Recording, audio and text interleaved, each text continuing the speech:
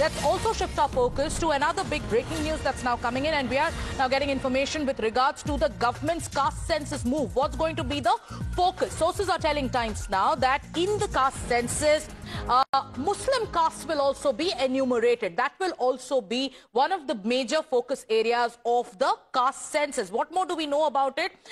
We have information with regards to, let's go across and break it down. So the caste breakup of Muslims will be there in this caste census. So what does this mean? It means that for the first time there will be official record of the caste breakup of the Muslim community, which will, and this data or this breakup will also play a very critical role with regards to how politics plays out ahead of the 2029 elections. Now, so caste breakup of Muslims will be there in the caste census. What more do we know about it?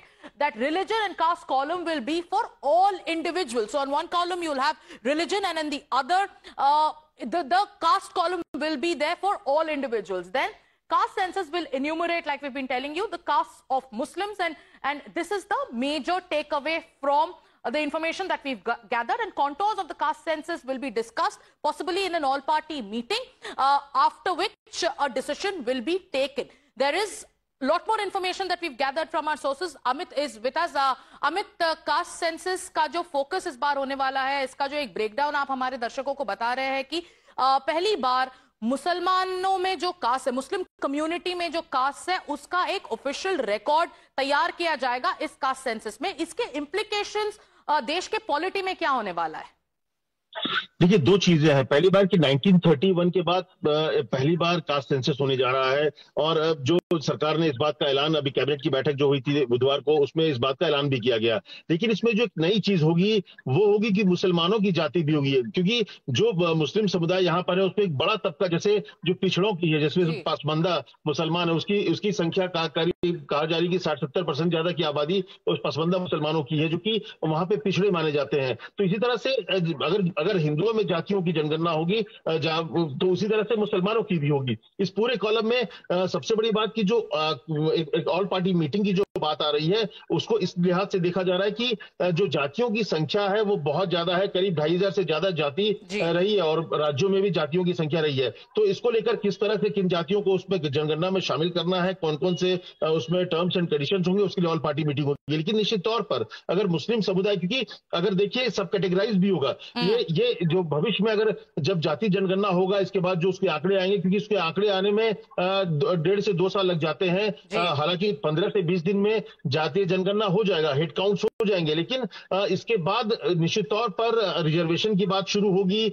तो उसमें सब categorise करने की बात आ रही है कि सरकार उसमें, बीजेपी शुरू से मानती है कि अगर रिजर्वेशन दिया जाए तो उसमें तमाम तबकों को भी दिया जाए, कि जिसमें जिनकी जितनी नुमाइंदगी होगी उस हिसाब से रिजर्वेशन में भी सबका हिस्सा होना चाहिए. तो ऐसी तमाम चीजें होने वाली है. निश्चित तौर पर मुस्लिमों को अगर जाति जब पूछी जाएगी तो इसका जो है राजनीतिक जो फायदा है, कुछ पॉलिटिकल पार्टीज मुस्लिम वोट बैंक की तो राजनीति करती है, लेकिन उनके डेवलपमेंट की बात ये हमेशा बीजेपी कही है कि सिर्फ और सिर्फ तुष्टीकरण की राजनीति होती है, लेकिन मुसलमानों के हक की बात कोई नहीं करता है. तो ऐसे में मुसलमानों के हक और उनको, हालांकि मुस्लिम आरक्षण नहीं होगा, इसके खिलाफ ये मोदी सरकार और बीजेपी हमेशा से है, क्योंकि धर्म के आधार पर आरक्षण नहीं हो सकता. लेकिन निश्चित तौर पर जो तबका नीचे है, पिछड़ा हुआ है, उसको भी मुख्य धारा में कैसे जोड़ा जाए, इसको लेकर भी काम होंगे. तो ये मुझे लगता है कि एक मास्टर स्ट्रोक तो है ही जाति जनगणना कराना, लेकिन इसमें अगर मुस्लिम समुदाय को भी जातियों में अगर उसकी भी गणना की जाएगी तो ये मुझे लगता है कि एक बहुत बड़ा पॉलिटिकल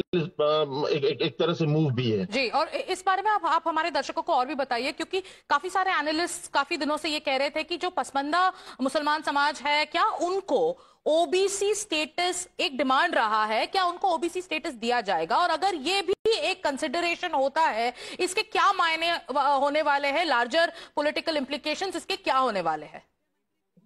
देखिए, निश्चित तौर पर अगर उनको ओबीसी के कैटेगरी में ला दिया जाता है, अगर ऐसा होता है तो आरक्षण जब होगा, क्योंकि निश्चित तौर पर धर्म के आधार पर आरक्षण नहीं हो सकता है. आपको ओबीसी पिछड़ा, अति पिछड़ा, इस तरह से जो कैटेगरी, जैसे कि ओबीसी है, इसके अलावा एससी है, एसटी है, इस तरह से कैटेगरी में ही आरक्षण मिलता है. लेकिन अगर उसको उनकी देखी जाएगी, जब जनगणना होगी, पहली बार ऐसा होगा कि मुस्लिम की में जो जातियां हैं उसकी भी गणना की जाएगी, और उसमें अगर लगता है कि ये पिछड़े हैं और पसमंदा, जैसे कि सबसे ज्यादा तादाद जो है और पिछड़े माने भी जाते हैं, पिछड़े वर्ग से होते हैं और उनकी संख्या अच्छी खासी है, तो फिर उनको कैसे मुख्यधारा में जोड़ी जाए, उसको क्या ओबीसी कैटेगरी में लाया जाए, इस पर नेक्स्ट कोर्स ऑफ एक्शन होगा। लेकिन अपने आप में ये एक बड़ा फैसला है सरकार का कि अगर वो मुस्लिम समुदाय के जातियों को भी जनगणना में शामिल कर रही है, तो मुझे लगता है कई पॉलिटिकल पार्टीज आने वाले समय आपको दिखेगा कि पॉलिटिकल जो एक तरह से जो धर्म की राजनीति हो रही थी, क्योंकि पिछले कुछ दिनों में आपने देखा कि जात की राजनीति शुरू हुई, तो वो जात की राजनीति जो है वो आपको मुस्लिम में भी दिखेगा और उसका असर भी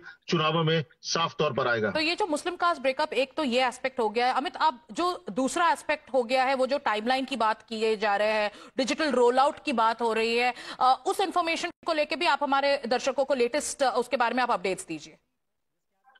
देखिए, ये जो पूरी प्रक्रिया है, आमतौर पे इससे पहले जब भी जनगणना हुआ है तो वो आमतौर पे अप्रैल के महीने में शुरू हुआ है और ये फरवरी तक चलता है। शुरू में हाउस होल्ड की गणना की जाती है कि ब्लॉक लेवल पे शुरू होता है कि ब्लॉक में ये घर कितने घर हैं, कौन पक्के हैं, कौन कच्चे, इस तरह से।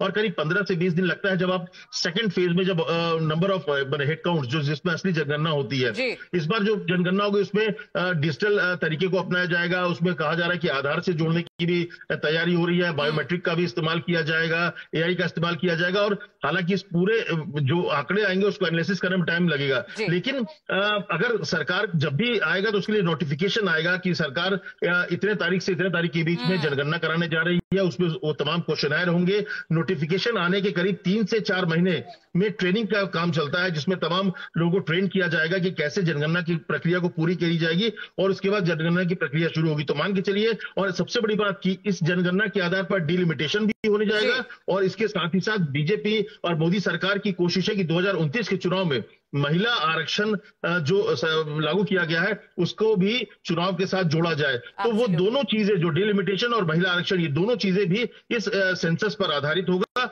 और इसीलिए जातीय जनगणना के साथ साथ ये जब पूरा डेटा एनालिसिस होगा उसमें करीब 1.5 से 2 साल का समय लग सकता है। तो 28 तक आप मान के चलिए कि ये डेटा कुल मिलाकर सामने आ जाएगा। Amit, thank you so much for breaking it down and putting it into perspective. So as per the